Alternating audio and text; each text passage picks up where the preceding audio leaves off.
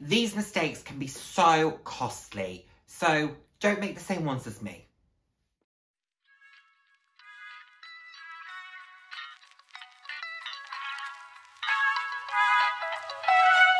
Hello, hello, hello, and the warmest of welcomes to today's video. For those of you who haven't seen my face before, hi, I'm Nick, glad to have you here. Those who have seen my face before, thank you so much for joining me again. I hope you're enjoying my videos. I put out videos roughly 3 times a week on a range of different topics, anywhere from fashion, slightly more personal topics. So if that sounds like something you'd be interested in, then please do head down, hit subscribe, and turn on the notification bell. I love chatting with you all. I'm all about living life loud, and what that means to me is being your authentic self, being proud to be you, and just celebrating who you are. Celebrating yourself, and of course, celebrating others.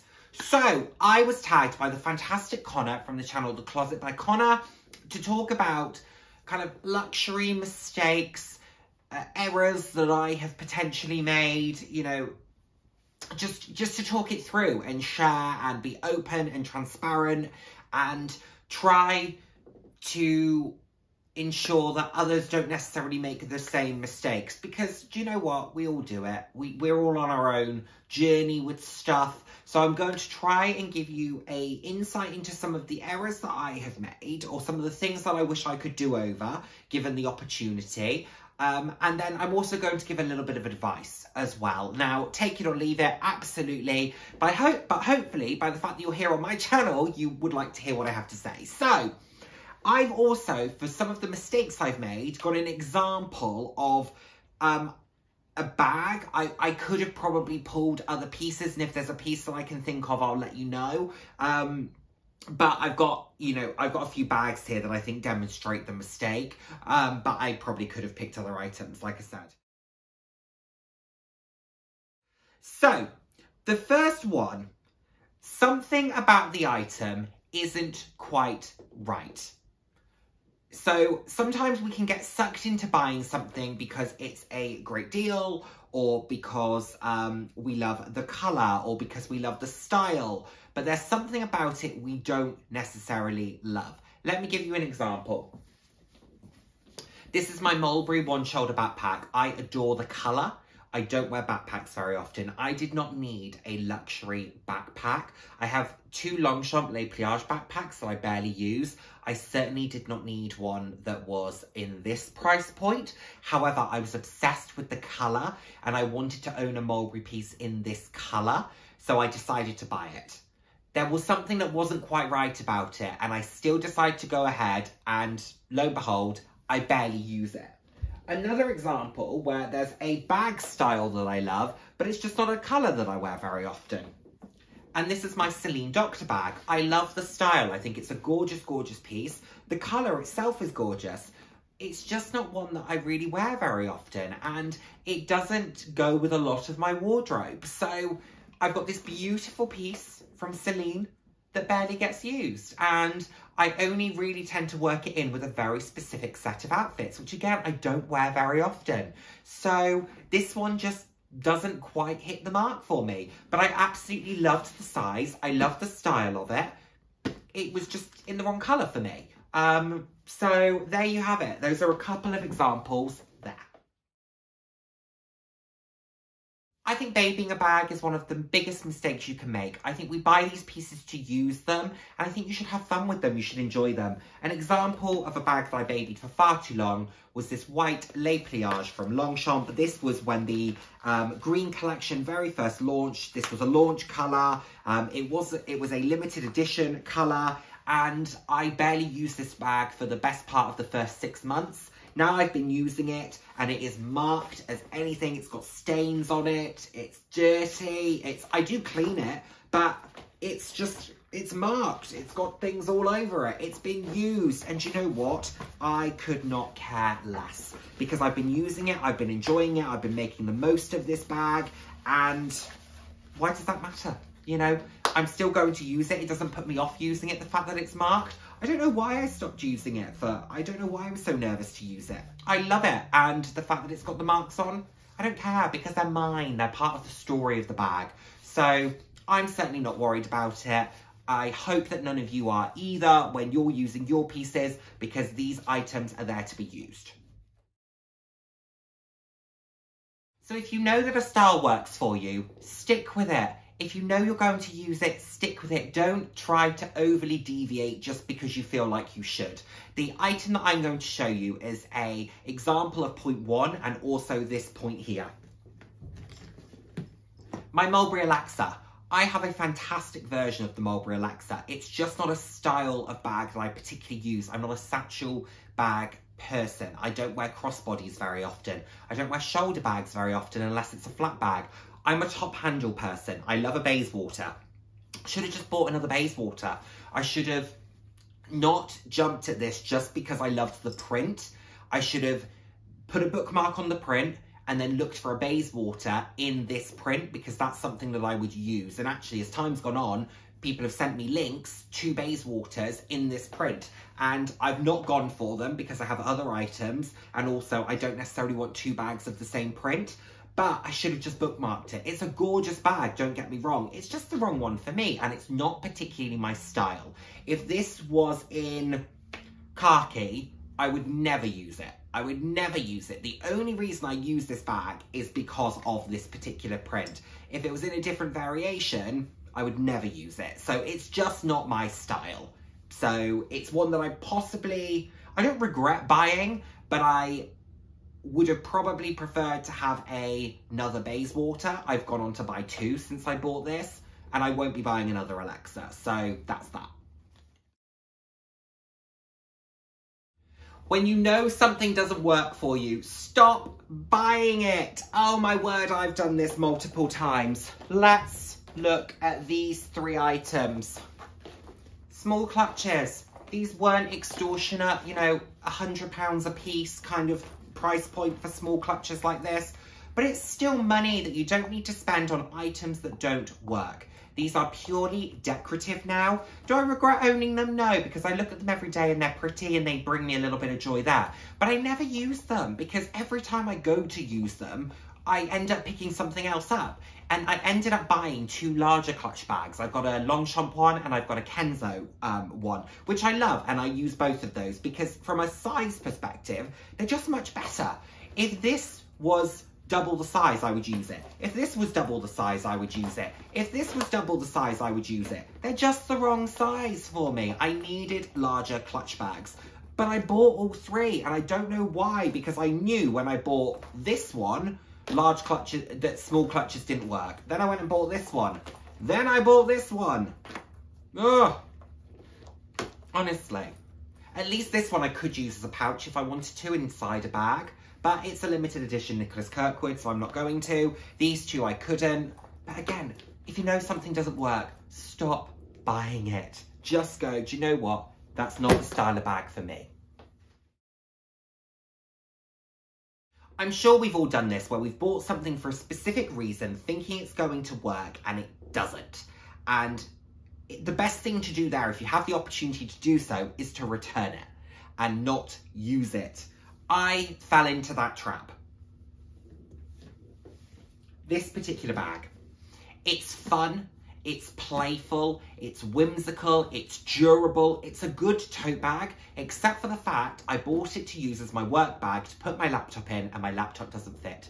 I figured that out the second I got home because I'd misjudged the size of this bag and the size of my laptop. So I should have got back in the car and returned it. And I didn't. I decided to hold on it. I decided to use it. And do I use it periodically? Yes. Do I occasionally use it for work? Yes, but very, very rarely. It's a fun piece. I make the most of it because I own it now, and in all honesty, the resale on it wouldn't be worth me getting rid of it. And it is a durable, fun piece, but it just wasn't fit for purpose, and I should have just returned it. And I didn't, and that was silly of me. And I would say, if in your gut you know something isn't going to work, if you have the opportunity to return it and not make a big loss on a sale from it, then return it. Don't hold on to it thinking, oh, it might work out. Those are the types of pieces that I think will just never pan out for you. You might miraculously have a reason to use it down the line, maybe, but I think those are rarities. So if you know it doesn't work, if it's not fit for purpose, send it back. And last but by no means least, and this is true of a lot of brands and a lot of experiences that I've seen on YouTube, don't put up with anything less than positive customer service. If you walk into a store and you do not feel welcomed, you don't feel engaged with, you don't feel like they are genuinely there to help you and to ensure that you walk away happy and comfortable with whatever you have purchased or with your browsing experience, because I don't believe you have to buy. You shouldn't only get good customer experience when you're spending money. Also, the prospect should provide good customer service as well, the prospect of spending money. Turn around and walk back out. Go to a different salesperson. Go to a different store of that brand if they have a different, if they have multiple stores across a city, for example. You know, if you don't feel the warm and fuzzies from one particular store, go somewhere else. Don't put up with poor customer service, and certainly don't spend money just to prove a point. I have done that before, where I've gone, you're not going to engage with me because you don't think I'm going to spend money. Well, guess what? I am. So I've spent the money, I've enjoyed the item, and I've been pissed off at the fact that I gave somebody potentially a commission who did not deserve it, just because I was on my high horse about the fact that they weren't treating me properly. Do not do that. Turn on your heel and walk out. Only settle for good customer service. Only work with a sales associate or a client advisor who is supporting and adding to the purchase experience. If not, leave and go somewhere else, even if it's a different brand, because there are a lot of beautiful things out there. A lot of the brands do a similar thing. Turn on your heel, walk out. Okay, so what does all of this culminate in? There are a few pieces of advice that I've written down on my phone that I thought I would share with you. Just things that I've learned. They're not all the flip side of the comments that I've just made, so I thought I would just make this as a slightly separate list. I don't necessarily have examples of this for you, but I think it's important. First things first, listen to your gut. If you love something, there's a reason you've had that reaction to it. If you don't like something and you're talking yourself into it, again, there's a reason you didn't like it to begin with. Especially when you're spending the money on designer and luxury pieces, you've gone beyond the point of utility, you've gone beyond the point of need, because no one needs a luxury variant of anything. So I think you have to love it to go into that luxury price point and spend that little bit extra there, or in not even a little bit, a lot extra in many cases than you would have spent to just fulfill the need that you had. Ignore trend, unless you're very passionate about trend. But if you're someone who isn't that fussed about trend, but it feels like everyone has something and it's of the moment, so you want to be in the moment, if it doesn't work for you, or you just want to be a part of the trend, you don't love the item or the trend itself, you just want to be a part of it, ignore it. Don't participate in it. Save your energy, save your money for the things that you're genuinely passionate about. Next up, only scoop the bargain if you love it. I have bought many a thing because it was a great deal, and because I've seen a mulberry bag for X amount of money, I had to have it. No, I didn't, because I should have just sat on the money.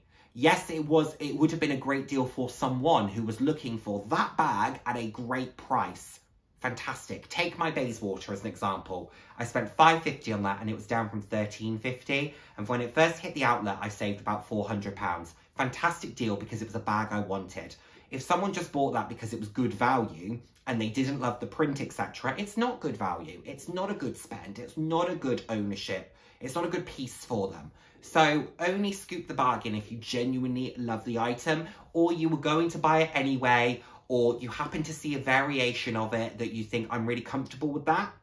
Let's say you wanted to buy a certain, I don't know, a Fendi baguette, and you saw one that was £2,900 on the Fendi website, but you happen to go onto a consignment store and it was £1,400 with light usage. You wanted the bag anyway, it's got a bit of light usage, you're prepared to, you know, for that, because you're comfortable pre-loved, so therefore it's a great deal. If it was £1,400 with really heavy usage, stains, and you were going to be really self-conscious using it, it's not worth the money saved. So just think about that. Similar to the trend piece, influencers don't always know best. Influencers, in a lot of cases, are pushing a product, and a lot of the time they've not heavily used it, they've not really lived with it. They've been gifted something by a brand, they've styled it, they might have used it once or twice, but they've not really got a lived experience with that piece. Some do, and some are incredibly, incredibly authentic. There are others who are not, in that they have simply pulled something out of the box and gone, wow, look at how beautiful this is, look at how I can style it, but it might have never even left the house. You know, we've all seen that over the years. So there are a lot of influencers out there who I think you can go to for very valid, reliable, authentic content. There are others who I don't always think know best, and who I believe they will share a product with you that just isn't their taste, isn't their style, they're not going to use, they don't really have a lived experience with it. So therefore, am I going to sit there and say that's the item I want? Probably not off that recommendation anyway. Be open-minded. Sometimes things can surprise you. I made the point about overly deviating from my style with the Alexa and how I probably wouldn't do that again, but I am still always very open-minded to pieces. So there might be, I can be open-minded to a pattern, a print, a texture, a colour, a brand. Sometimes be open-minded, explore, try things. I quite often enjoy the department store experience because I might go in and think I want a medium-sized top handle bag. Someone who's just done a great comparison of their medium top handle bags is Dale from Dale's Addiction. Definitely go and check that out. I'll link below. But I just happen to think medium top handles, which sprung that thought. But I want a medium top handle. Therefore, I want to try the Dior version, the Prada Galleria. I want to try the Fendi Peekaboo. I want to try the Mulberry Bayswater, a Burberry version. I can't remember what the Burberry version's called, but I want to try them all. Therefore, I can do that in a department store. It's easier than hopping between main stores. But be open-minded to what you might find. Be open-minded to the fact that you might have gone in thinking you wanted something in navy blue, but actually a really deep purple really captures your imagination and you can style it in a similar way. Be open to that. So I think being open-minded is great, and it's part of the fun. It's part of the fun of fashion. It's okay to change your style. It's okay for something that you had 3 or 4 years ago to no longer work for you. We've all been there. And it's also okay to misjudge your style. A piece where I misjudged my style was my Burberry trench. I have a beautiful version of the Burberry trench. I just never wear it because it's not my style.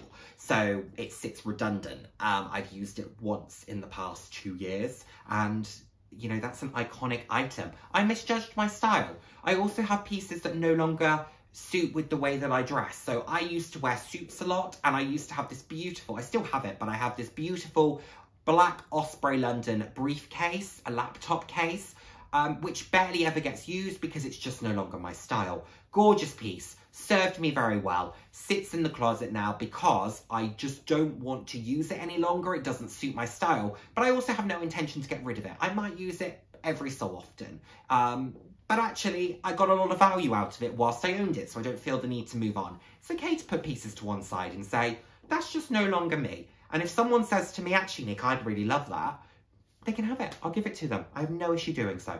And the last thing, and this links into quite a lot of the advice that I've just given, don't fear resale value. So many individuals that I watch and that I speak to say, but what if I want to sell it? The fact that you are already thinking about that, for me, means you're on the back foot. Buy it because you love it. Buy it because you want it. Buy it because you feel passionate about that piece and there is something in your gut that says that's the one for me. Don't think, what if I come to resell it? Think that the money's spent. Think that the money's gone. Don't try to get something back out of it. In my opinion, I've spoken about resale value before, and I'll link that video as well. But I've spoken about resale value because I'm never someone who's thought about it, and I've never done well when I've moved pieces on. I tend to give them away because a lot of the pieces that I have don't hold their value well. I also love the pre-loved market for that reason, because a lot of the brands that I love don't hold their value, so I benefit from the resale market. I don't fear it at all. If I need to move a piece on, or I decide to move a piece on, I'll just get back whatever I get for it. And if I haven't used it, then that's fine. I can kick myself and go, oh, bad buy, Nick. And if I have used it a lot and I get £50 back for it, fabulous. I got joy out of it. I've moved it on and someone else is going to love it. That's the way I try and think about it. And I would encourage you to do the same. Don't stand in the store thinking, I love the sky blue, but I know that the caramel will sell better. If you love the sky blue, buy the sky blue. If you're in love with the caramel, buy the caramel. Don't worry about which one will sell better. Think about what's that reaction that you have when you look at them. Which one makes your heart sing? If it's the one that happens to resell better, fabulous, brilliant.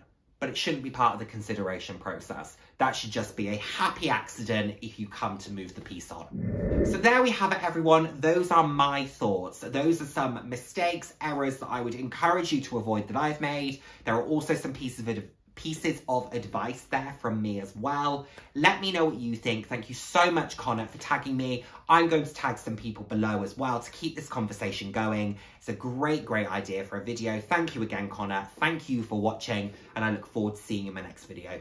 Take care, everyone. Bye now. Mwah.